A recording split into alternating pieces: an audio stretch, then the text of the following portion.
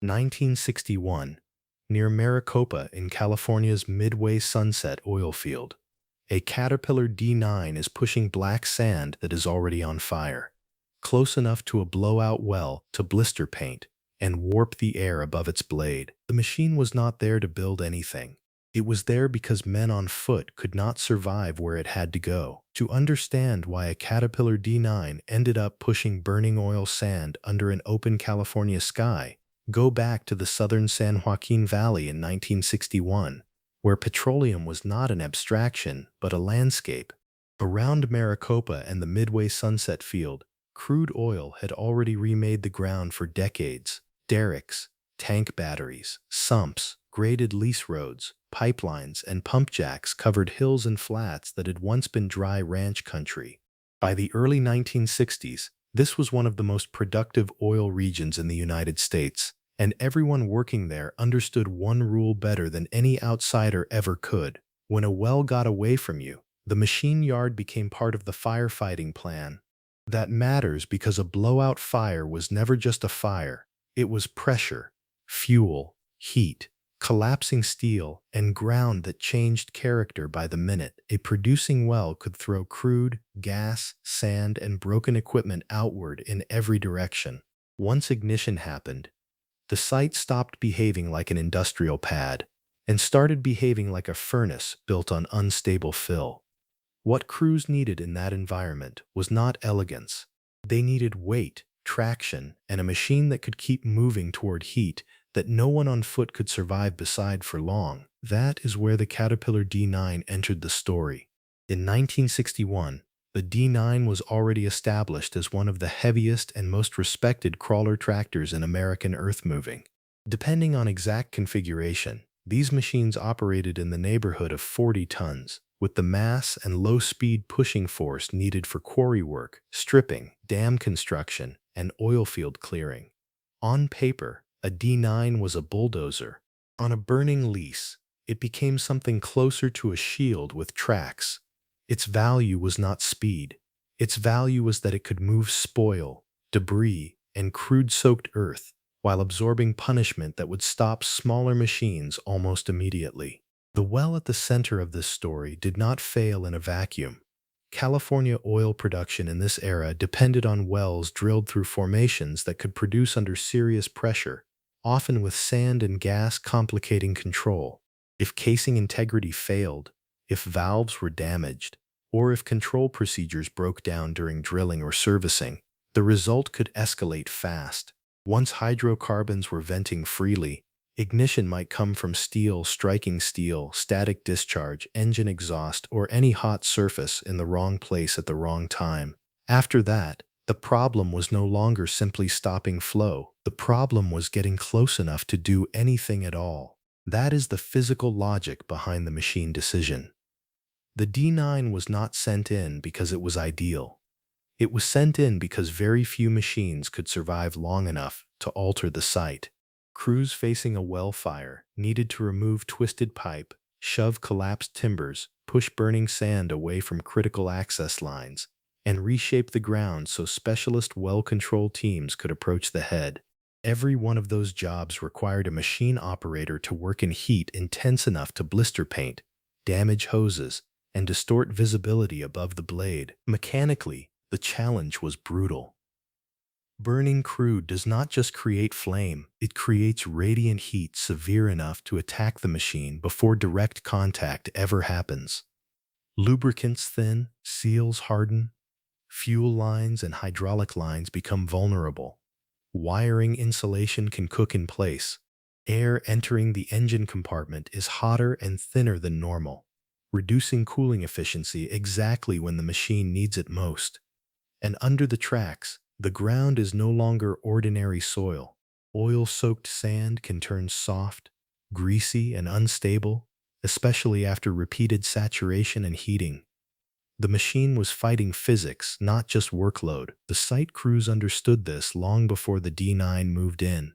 By the time dozer work was considered, the lease would already have changed shape. The derrick or servicing structure might be partially collapsed. Steel could be lying across the pad in bent sections. Burning oil would be running into low spots, and collecting in improvised channels. Sand thrown from the well could build hot mounds around the head, mixed with crude and debris. Those mounds mattered. They were not just waste, they could block access, feed the fire, bury fittings, and force any later control effort to work farther from the target than conditions allowed. So the first objective was not heroic. It was practical. Clear the ground. Push the burning material. Create space. That sounds simpler than it was. A bulldozer operator approaching a well fire had to read the site through distortion and smoke. Heat shimmer could erase depth perception. Flame direction could change with wind and pressure fluctuations. Metal fragments half buried in oil sand could catch a corner of the blade or damage a track shoe without warning, and the operator's margin for error was almost nothing because the machine could not linger. The longer it stayed in the hot zone, the more likely it was to lose cooling efficiency, ignite accumulated oil, or suffer component failure that would leave it stranded where no recovery could happen until the fire was controlled. On paper, the machine could do the job. On the ground, conditions changed everything. The decision to use a D9 in a case like this was also a statement about trust. Not just trust in Caterpillar iron, but trust in the man in the seat.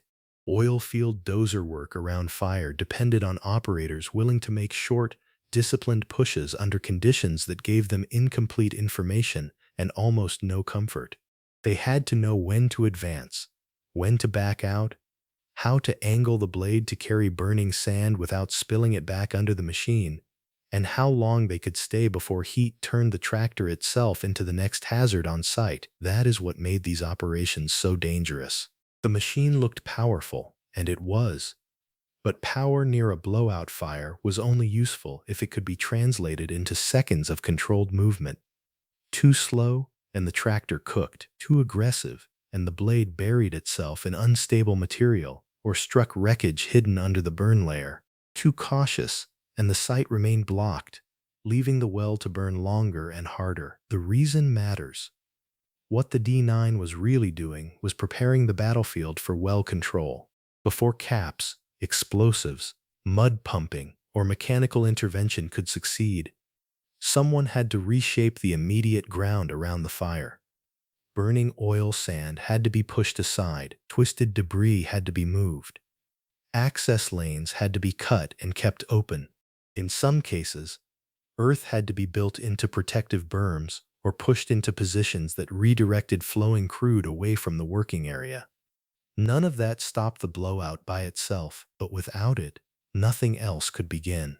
And in California in 1961, at one burning well where heat, unstable ground, and operator judgment collided, that burden fell to a Caterpillar D9 moving straight toward the fire. Then the margin disappeared. By the time the D9 had made its first working passes, the operation was no longer about general site cleanup. It had become a race to create a survivable approach to the well before the fire consumed what remained of the structure around it. Each push changed the ground, but each push also exposed the machine to more heat than it had been built to endure.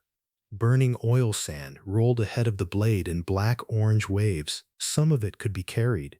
Some of it spilled back under the cutting edge and spread around the tracks. The operator had to keep the machine moving just long enough to clear material, then back out before temperature and traction both turned against him. What failed first was not the engine, but the environment around the machine.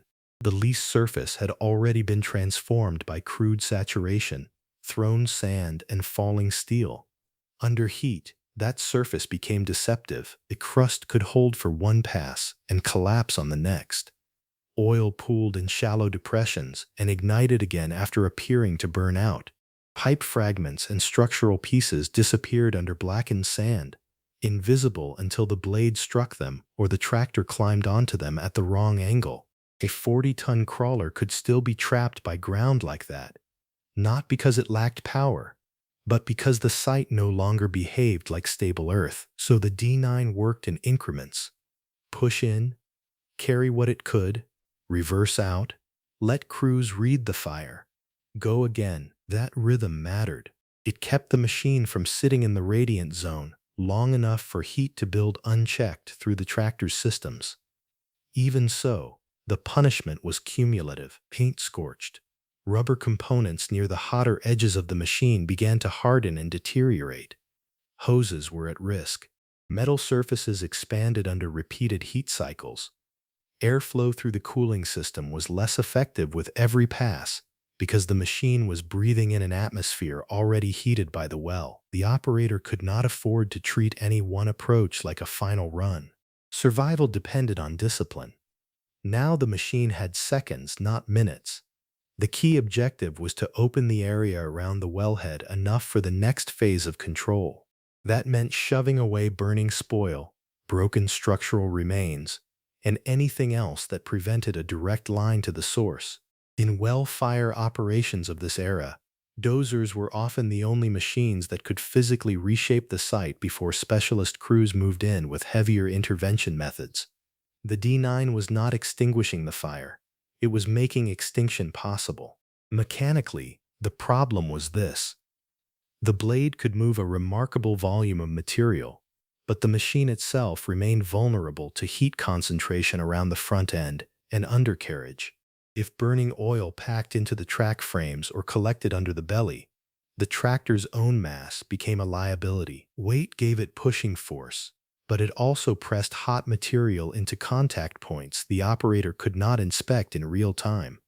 A smaller machine would have lacked the force. A larger one was not necessarily available. So the D9 sat in the narrow band between capability and destruction.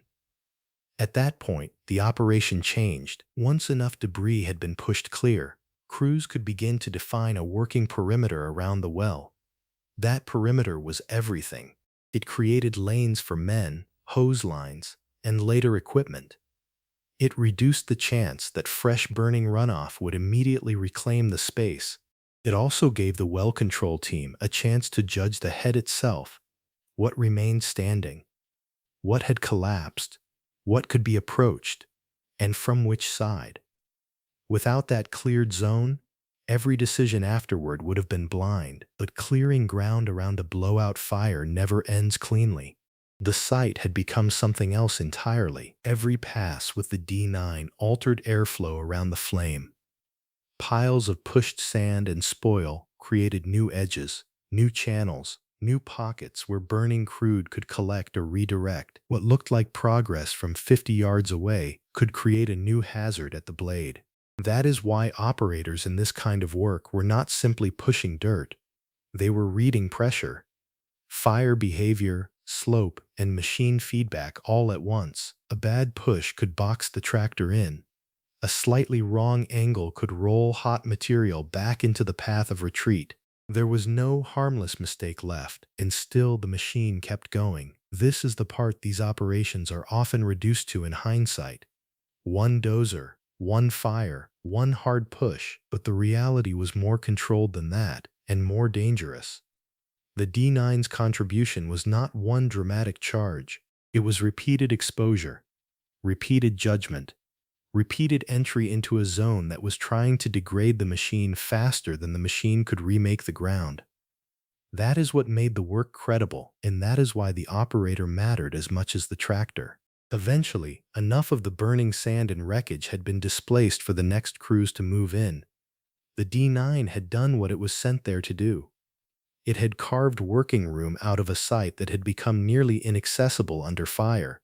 Only after that could the well control phase proceed with any real chance of success. Whether the final kill came by capping, smothering, fluid control, or a combination of methods, the machine had already shaped the outcome by shaping the ground. The machine was not invincible. It did not leave untouched. A tractor used in conditions like these carried the evidence afterward. Heat damage could remain in lines, seals, paint, electrical insulation, and metal fatigue that did not fully reveal itself until later inspection. Oilfield contractors understood that. A dozer sent against a well fire might return under its own power, but it had spent some of its life in the process. That was accepted because the alternative was worse, a site too dangerous to approach, a fire burning longer, more equipment lost, more production interrupted, and more men exposed on foot. The aftermath is quieter than the fire itself, but it matters more. Once the well was brought under control, the lease had to be read again as an industrial site instead of a burning one. Debris was sorted, damaged steel was removed, contaminated ground was cut back or buried. Temporary earthworks made under emergency conditions were regraded into something stable. Reports would focus on control, losses, and restoration. But buried inside that aftermath was the machine story. Before any of that could happen, a D9 had to go in first and make the place physically workable again. That is why this machine still matters. Not because a Caterpillar D9 was unique in oilfield work, and not because heavy equipment near fire was unusual in principle.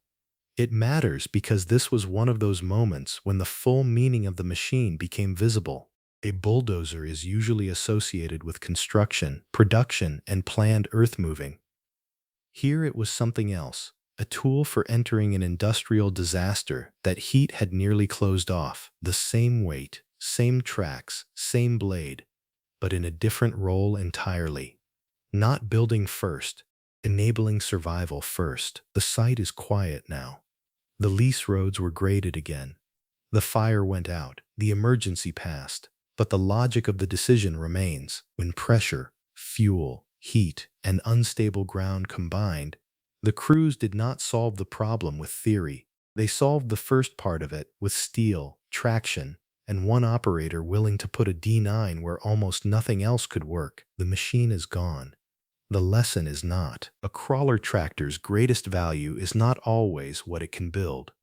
Sometimes it is what it can approach when everything else has become too dangerous to stand beside. And in the oil fields of California, that distinction was written in flame. If this kind of machine history matters to you, subscribe. And if you've worked oil field ground, fire cleanup, or heavy equipment in extreme heat, tell us what stands out to you here. And this would not be the last time a bulldozer was sent toward a site already half lost, simply because tracks and a blade were still the fastest way to turn chaos back into ground.